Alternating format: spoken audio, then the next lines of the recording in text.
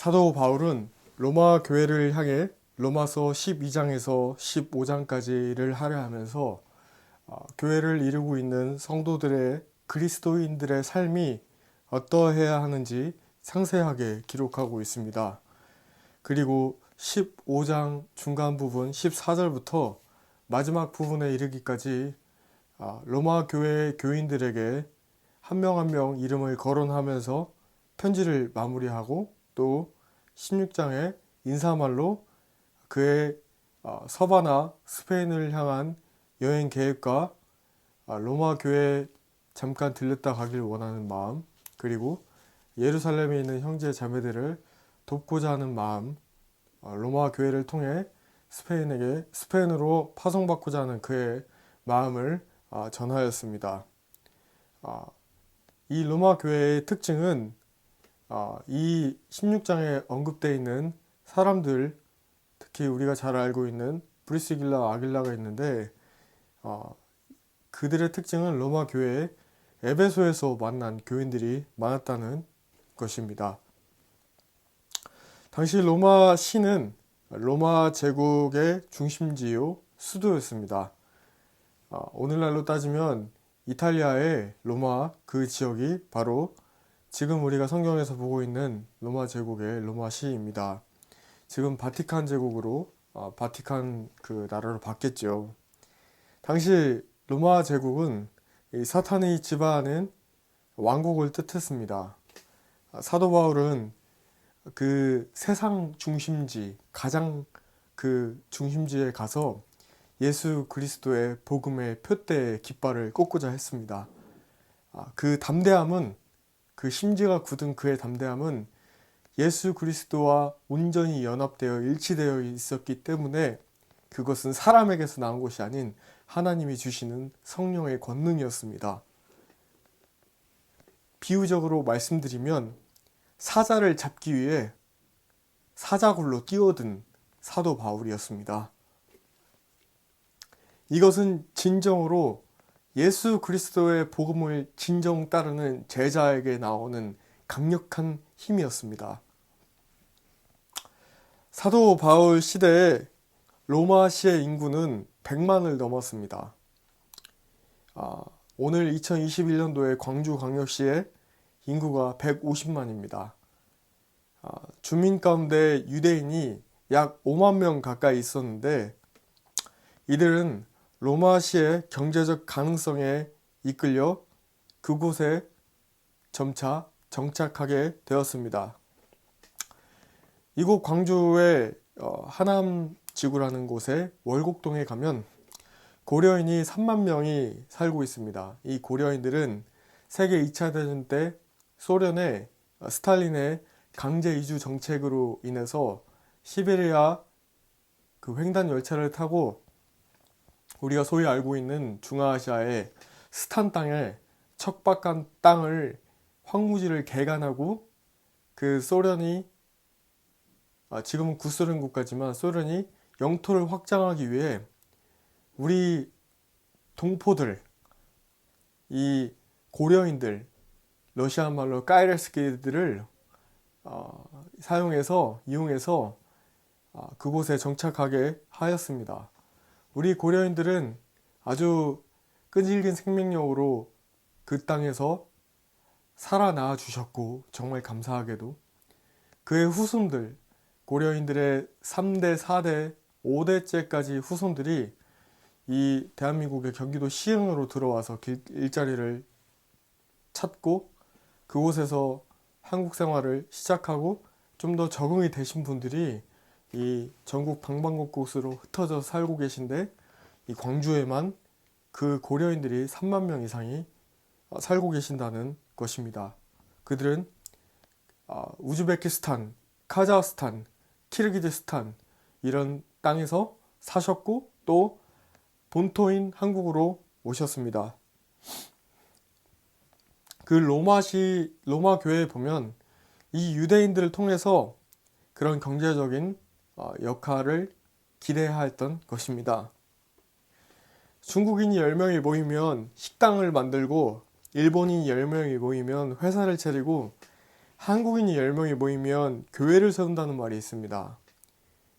로마 제국의 통치와 지배를 받던 이스라엘의 유대인 민족, 흩어진 디아스포라 유대인들은 모이면 회당을 짓고 또 그 회당에서 모여서 하나님의 말씀 모세오경인 창세기, 출애굽기, 레위기, 민수기, 신명기, 이 토라, 이 모세오경을 히브리어로 토라라고 하는데, 이 토라 말씀을 읽고 그들 유대인들의 교육 방식의 특징이 바로 토론인데, 그 회당에서 모여서 말씀을 토론하였습니다. 이 유대인들은 유대교 회당에서 집회를 가졌습니다. 유대인들은 헬라어, 즉 그리스어를 사용하는 거대한 인구층에 속하였습니다. 주후 1세기의 40년대에는 복음을 듣게 된 유대인들이 로마로 오게 된 것입니다. 이 예수님께서 말씀하셨죠.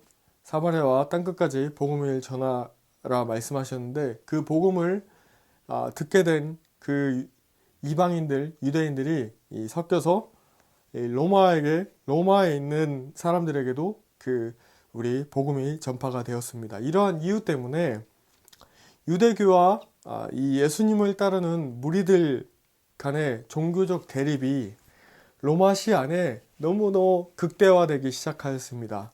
그 이후로 주후 49년 로마를 통치하였던 글라디우스 황제가 나라를 다스릴 때 유대인들은 로마시에서 다 내쫓았습니다. 이 추방을 당한 유대인들 가운데 우리가 잘 알듯이 브리스길라와 아길라라고 하는 부부도 끼어 있었습니다. 사도행전 18장 2절 말씀, 아굴라라고 하는 본도에서 난 유대인 한 사람을 만나니 글라디오가 모든 유대인을 명하여 로마에서 떠나라 한 구로 그가 그 안에 브리스길라와 함께 이달리아로부터 새로 온지라 바울이 그들에게 가매. 아굴라가 남편이고 브리스길라가 아내입니다. 유대인들은 이 족보 계보를 굉장히 중요시합니다. 남자가 먼저 오고 여자가 나중에 옵니다. 근데 아이러니컬하게도 좀 다르게 브리스길라 아내가 먼저 온 것은 그 아내의 예수 그리스도를 향한 신앙이 아주 투철했기 때문에 성경에는 그 영적 영향력 때문에 브리스길라를 먼저 항상 언급하고 남편 아굴라를 언급합니다. 여러분, 정말 이 믿음의 어머니들이 일어나길 기도합니다. 믿음의 어머니들이 일어나 정말 브리스길라 같은 신실한 자들이 남편과 자녀와 정말 모든 가족들이 예수의 뜻대로 살 수 있도록 기도하는, 예수님의 온전히 투철하게 헌신된, 철저하게 헌신된 어머니들이 이 땅에 있어야 될 줄 믿습니다. 말씀으로 돌아가 이 글라디우스 황제 이후에 다음 황제가 바로 우리가 잘 알듯이 이 많은 기독교인들을 학살하고 죽인 이 네로 황제가 등극을 합니다. 이 네로 황제가 새롭게 나라를 다스리게 될 때 유대인들을 추방했던 이 추방력이 갑자기 없어져요. 그리고 해제가 되면서 다시 쫓겨났던 사람들이 로마로 다시 유입이 되면서 유대인이 아닌 이제 이방인들 가운데 예수님을 믿게 된 수많은 사람들이 다시 로마로 들어오게 된 겁니다. 이 시점부터 유대인보다 이방인이 믿는 자의 숫자가 더 많아지기 시작합니다. 로마에서 정착하게 된 그리스도인들은 지금처럼 어느 교회에 건물을 세운 게 아니라 바로 초대교회의 특징은 가정에서 모였습니다. 이것이 초대교회의 모습입니다. 로마 제국 압제 아래 있었기 때문에 그들이 대놓고 신앙생활을 할 수 없었습니다. 사도 바울이, 오늘 로마서를 기록한 사도 바울이 이런 교인들을 잡아다가 옥에 가두는 사람이었습니다. 근데 예수님을 믿고 예수를 전하게 된 사람이 된 것이죠. 오늘 로마에 보내는 편지 서신서인 로마서를 마무리하는 12장부터 16장까지는 사도 바울의 바로 이 공동체 사상, 이 원어로 하면 에클레시아, 대해서 설명하고 있습니다. 오늘 함께 여러분들과 함께 살펴보게 될 로마서 12장부터 바울은 하나님의 은혜와 자비와 긍휼하심이 이 교회와 세상 안에서 살아가는 그리스도인들에게 삶에 미치는 결과들을 정확히 열거하고 있습니다. 그 주제들은 다음과 같습니다. 저와 여러분들이 이따가 말씀을 쭉 읽어보실 텐데 그 말씀이 어떻게 구성되어 있는지 나누고자 합니다. 로마서 12장 3절부터 8절까지는 그리스도의 몸으로서의 교회를 나타내고 있습니다. 그리고 그 다음부터 로마서 12장 마지막 절까지는 9절에서 21절까지는 그리스도인들과 비그리스도인들을 대면하여 그 일상적 삶에서 어떻게 삶을 살아가야 될 것인가에 대한 그 처신에 대해서 나타나고 있습니다. 13장부터는 1절에서 7절로 국가제도를 존중하는 것, 여기서 마틴 루터는 국가제도, 그 권력은 하나님이 세우신 건데 국가가 타락하고 하나님의 뜻대로 가지 못하는 건 그 국가제도의 권력을, 이 authority를 시행하는 사람들이 타락했기 때문이다 라고 하였습니다. 그리고 8절부터 13장 8절부터 14절까지는 사랑 계명의 의미에 대해서 나타나고 있고, 그리고 14장부터 15장 13절까지는 우리가 예수님을 따르는데 믿음이 약한 자들을 만납니다. 어떤 자들은 이날이 정하여 이날이 더 귀하다고 하기도 하고, 어떤 자들은 이날이 더 귀하다고도 합니다. 그럴 때 어떻게 이 믿지 않는 자, 믿는 자, 또 믿음이 굳건한 자와 굳건하지 못한 자, 이 관계 가운데 항상 긴장이, 이 텐션이 있길 마련입니다. 이 긴장을 어떻게 극복해야 되는지에 대해서, 왜냐하면 공동체는 함께 가야 하기 때문에 이 공동체가 함께 가기 위해 어떤 마음을 취해야 되는지 바울이 이야기하고 있고, 16장에는 이제 인사말로 마무리를 하고 있습니다. 지금까지 우리는 로마서 강의 첫 번째부터 오늘 마지막 10번째까지 오면서 로마서는 바울의 그 유명한 칭의론, 오직 행위가 아니라 믿음으로 말미암아 은혜로 죄인이 의롭다 하심을 얻는다는 가르침, 이것에 대한 가장 포괄적이고 가장 명석한 진술을 나타내고 있습니다. 오늘 본문 말씀인 로마서 12장 3절부터 마지막 9절까지는 바울이 이야기했던 바울의 공동체 사상, 에클레시아, 즉 영적 공동체를, 예수 그리스도를 따르는 영적 공동체를 어떻게 이뤄가야 되는지에 대해서 자세하게 나타내고 있습니다. 바울이 이야기한 이 영적 공동체의 모습은 오늘날의 교회의 모습과는 사뭇 다릅니다.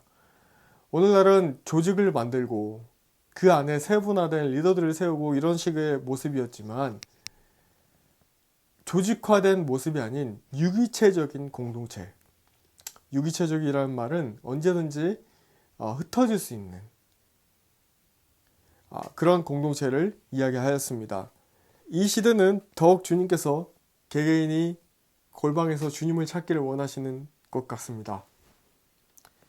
주님과 연합된 한 사람 한 사람이 모이기를 패하는 어떤 사람과 같이 하지 않고 더욱 그날이 가까울수록 그리하자라고 이야기했던 히브리서 기자의 말씀처럼 더욱더 모이기 어려울 때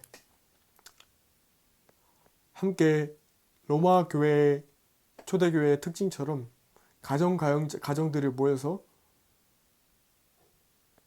예수 그리스도를 향한 뜨거운 사랑과 마음을 잃어버리지 않고 서로 격려하여 선행하며 믿음을 굳건하게 세워줄 수 있도록 기도하는 그런 가정교회의 모습, 초대교회의 모습이 이 마지막 날에 알파와 오메가요, 처음과 나중이신 예수님께서 모든 것을 원상태로 복귀하실 때 이 교회의 모습이 온전히 회복되어야 될 줄로 믿습니다. 지금까지 로마서 1장에서 8장까지 개인의 구원과 9장에서 11장까지 이스라엘을 통한 열방의 구원, 그리고 12장에서 16장까지 사도 바울의 이 로마서 강해 서신서를 마지막으로 구원받은 백성들이 어떻게 에클레시아, 예수님을 교인이 되는 것이 아닌 어느 교회 성도로서 머무는 것이 아닌 직분받아 교회에서 종교 놀이를 하는 것이 아닌 정말 예수님을 따르는 예수의 향기가 정말 그 냄새가 진동하여 퍼지는 그런 참다운 그리스도인들 한 사람 한 사람이 되기 위해 바울 서신서를 통해 하나님께서 바울을 통해서 주신 공동체를 향한 메시지가 우리 가슴에 새겨지기를 간절히 바라는 마음으로 로마서 12장 3절부터 마지막 절까지 세번역서 성경으로 읽고 로마서 강해를 마무리하도록 하겠습니다. 바울의 고백처럼 마지막 때 하나님께서 부르시는 공동체는 사명과 부르심이 각자 다 다를 것이고 또 하나님이 주시는 그 사명과 부르심이 있을 줄로 믿습니다. 우리는 예수 그리스도를 쫓아가는 주님의 제자들입니다. 그렇게 살아야 됩니다.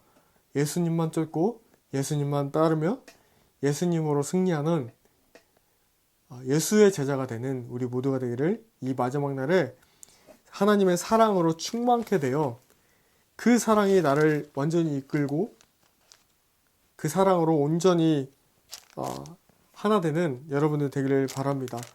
이 말씀으로 로마서 강의를 마무리하겠습니다. 요한일서 4장 16절에서 21절. 우리는 하나님이 우리에게 베푸시는 사랑을 알았고 또 믿었습니다. 하나님은 사랑이십니다. 아멘. 사랑 안에 있는 사람은 하나님 안에 있고 하나님도 그 사람 안에 계십니다. 사랑이 우리에게서 완성되었다는 사실은 이 점에 있으니 곧 우리로 하여금 심판날에 담대함을 가지게 하려는 것입니다. 우리가 이렇게 담대해지는 것은 그리스도께서 사신 대로 또한 우리도 이 세상에서 그렇게 살기 때문입니다. 사랑에는 두려움이 없습니다. 완전한 사랑은 두려움을 내쫓습니다. 두려움은 징벌과 관련이 있습니다. 두려워하는 사람은 아직 사랑을 완성하지 못한 사람입니다. 우리가 사랑하는 것은 하나님이 우리를 먼저 사랑하셨기 때문입니다.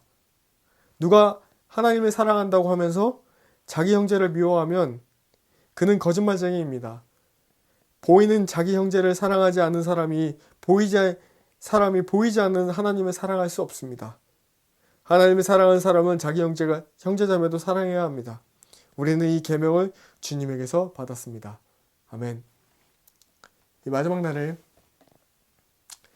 예수님 홀로 독대하며 주님의 사랑으로 충만한 한 사람 한 사람이 주님이 새롭게 부르시는 새 포도주들을 준비시키시고 새 가족 부대를 준비시키셔서 새 포도주들인 여러분들 각자 한 사람 한 사람이 홀로 하나님의 단독대 앞에 서서 주님과의 충만한 성령의 연합을 이룬 자들 한 사람 한 사람이 크고 유명하고 그런 교회를 이루려고 하는 것이 아니라 정말로 정말 예수님 뜻대로 그런 에클레시아를 이루어 마지막 때 주님이 사명과 부르심을 감당하게 하시는 그 작은 공동체, 작지만 강한 빌라델비아와 같은 공동체가 일어나기를 기도합니다.